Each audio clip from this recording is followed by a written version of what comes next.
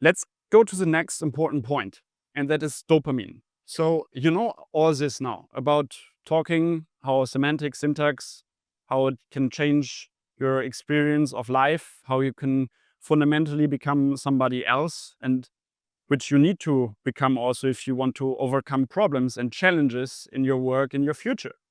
So one very important part is dopamine. Usually it's oversimplified as kind of like this feel-good hormone, okay? I think everyone heard that, like, right? Dopamine makes you feel good, but that's actually just oversimplified. So dopamine is a neurotransmitter, but what it is mostly is like wanting, drive, and prediction.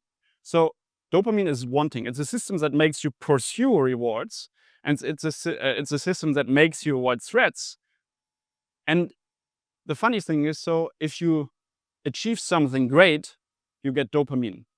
If you if you're very bad in mathematics and your father tells you or your mother tells you, learn harder, you have to get better grades, start earlier, and you start earlier and you really study very, very hard, what happens then? You still get a bad grade. And you're saying, oh yeah, I knew it. You go into the test like this feeling like something didn't work again. And basically, your brain is replaying the projected experience based on what it knew before, because you made this experience before, and it gave you a dopamine hit, even so you didn't want to have a dopamine hit. All right, so you relive the same experience, even so you don't want to live out the same experience, because in the end there's dopamine waiting, and that is why some things feel so hard doing that, because we are not wired in that right way. So that is an important thing. So there's a sweet spot, like I said before. If it's too easy, you get bored, no dopamine. If it's just right, uncertain outcome, but your action matter, you get the most dopamine, and then it's a moment where you learn the best. Okay, so your brain releases the most dopamine not when success is guaranteed, but when you're in suspense mode. So when the outcome is uncertain, but your actions feel like you have real impact, that you still can achieve it, right? So, and that's a very important part, why you can't stop playing that game, computer game. And I have a real life example here. So computer games create the perfect suspense. Let me go back to 2007. In 2007, I was addicted to World of Warcraft like hell. I played hours like this. And it paid off. Eventually, I became the richest player on the server. I made my first money of selling gold to other people and mounts. But I never had like the best equipment. So I was in a guild with a group of people there. And there were like two unemployed people, both in their 40s, 50s, almost 50, 40, 45. And they played every day. They were like the most successful player in the game. They had the best equipment, a lot of epic, few legendary items, the best mounts, everything. But every week on Thursday, we were like in a group with 40 people over Skype at that time. And they were complaining how real life is awful. Why it couldn't be like a computer game. In the computer game, they had everything. In real life, they were unemployed. And we were always listening like their complaints and this really, really was burned in my mind. And only like around in 2017, this came up to my mind and it made click. I kept this so long, and it really changed a lot of things, how I look about life. So what happens there is, first of all, a computer game gives you a straight way from A to B, which monster you have to kill, which quest you have to do to level up. And every time you level up, you get dopamine. It shows you nice effects, nice rewards.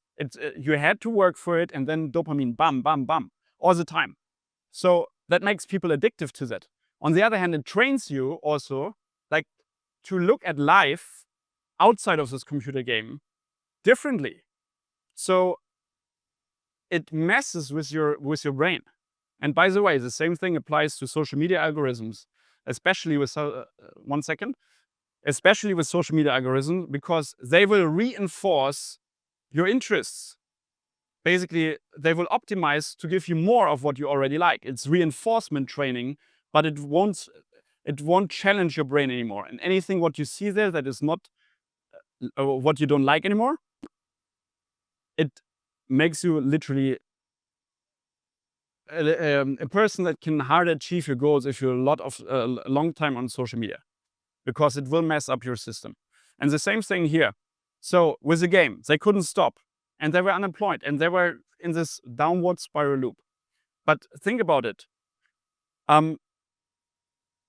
For the future, if you want to become a software engineer, for example, think about game mechanics, because designing user interfaces in whatever way they will be in the future, always think about human psychology. If you are not just a software engineer, but you also have an understanding of how to apply design, user interface, how a psychology, how people behave, you have a big edge, because all like 99% of the people, they will stop at just being a software engineer, for example. So, and here's the dark side, basically what I just said. Your brain also rewards avoidance. So if you avoid challenge, you also get a small dopamine burst. And the more you do it, the stronger the connections get, and the more you will stay safe. You will not do any challenge, any risk anymore. You will not change your identity. You will not push through what is required to become a person who changes and builds something in this world.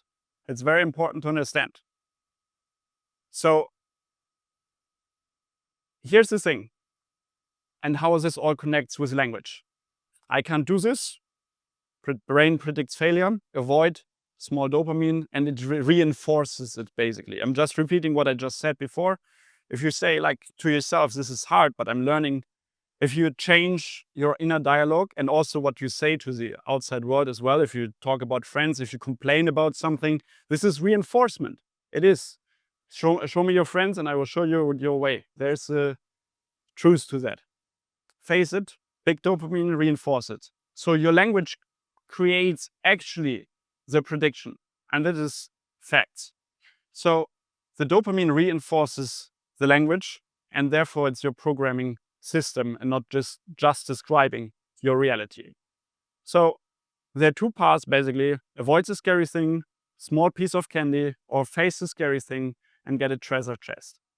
The thing is, every time this repeats itself, it's never ending. And even if you think like you mastered it, it will continue like that. So remember this: every single day we face the same choice until our life is over. And push through it, because that's really what works. So why most people stay stuck, and most adults, because usually like we push for around, as per science, about 3 years. The first 3 years in your job, in your work, whatever, you push. Most people push, 99% of people push 3 years, and then they don't develop ever. So if you want to be outstanding, one of the 1%, easy, just push after 3 years, because most people quit. So your language predicts failure, your dopamine rewards staying small, and your neural pathway strengthens whatever way you're choosing. So have intention and make a conscious decision about where you want to go.